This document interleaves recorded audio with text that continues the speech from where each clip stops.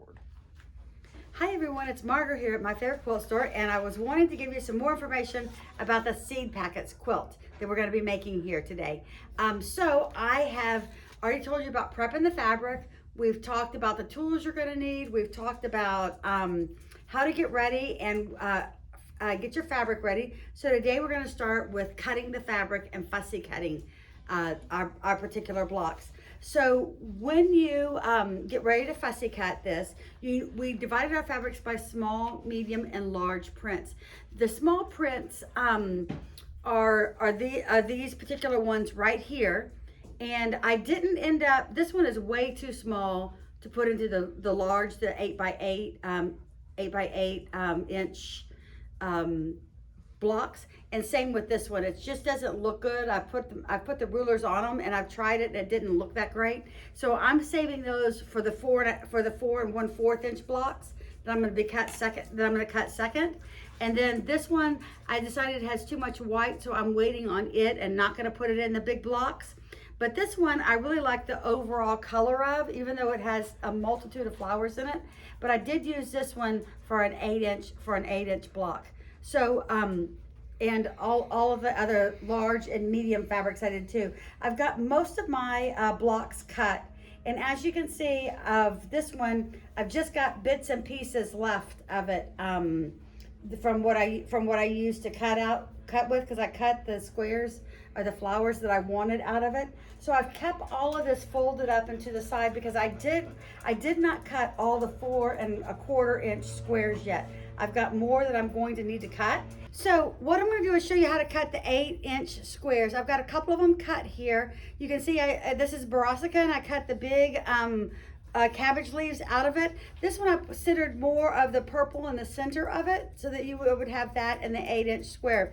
So I have me an 8-inch square ruler that I'm using to cut the 8-inch square pieces. So the first thing I'm going to do when I'm cutting my 8-inch square pieces is I'm going to lay the fabric out. And as you can see, I've already cut some of the pieces out of here. I'm going to lay the fabric out as a single layer, because you can't fussy cut double layers at a time. It does not work. I like this flower right down here at the bottom. So this is the one I'm going to fussy cut out of this fabric. So I'm going to make sure there's nothing else under my fabric. These are my little bits of scrap fabric that I have left over at the end that I'm going to have to throw away. But you can see you're going to have some little pieces. You'll have some medium-sized pieces for the time being until we cut all of the small pieces, because I have not cut the 4 1/4 inch squares are this size, and I have not cut those yet. So out of each of the fabrics that you're going to choose, you need 63 squares in total. So what I did was I said I've got 12 fabrics that I need 64 squares out of, and so that told me that I needed somewhere a little over 5 out of each. So some of them I'm going to need to cut 5 of, and some of them I'm going to need to cut 6 out of. So the larger prints are the ones I tried to cut 6 out of, and the ones that you have the most fabric of will be also the ones you'd want to try and cut at least 6 pieces out of, because some of them you will only find 5 flowers that you like, and some of them you might find that they don't work in the places that you need them. So I actually cut myself an extra 4 of them. If I need to cut them down later to put them someplace else in the quilt, I can. But I cut me an extra 4 blocks, 8-inch blocks to do it.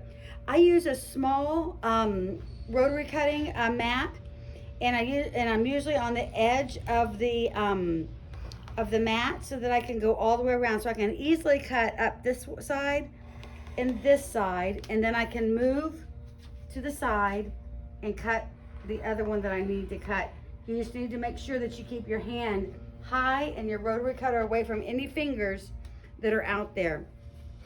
So I've got this last piece cut that I just did, this flower that I wanted with the purple and yellow in it that I wanted to put in the quilt. And so you just go around and you cut your pieces out of each of these fabrics.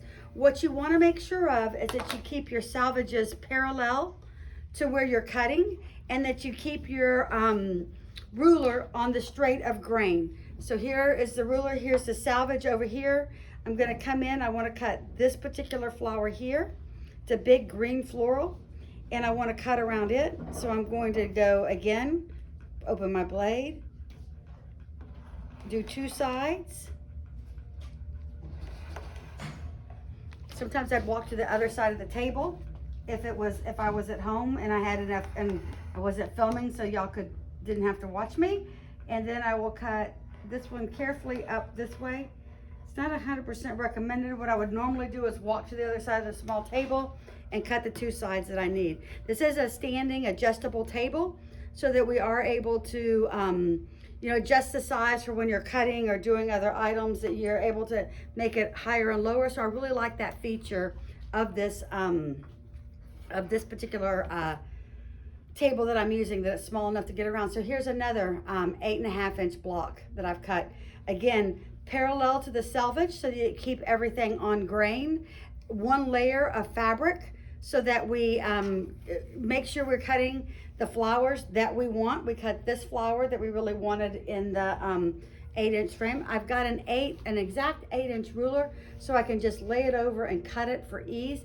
If you've got a larger ruler, you are going to have to reline that up, cut 2 sides, line it up so it's an 8-inch square, cut the other 2 sides. I just chose a ruler that made it kind of easy. We do have 2 different types of 8-inch rulers available that you can purchase through us to be able to make that 8-inch cut.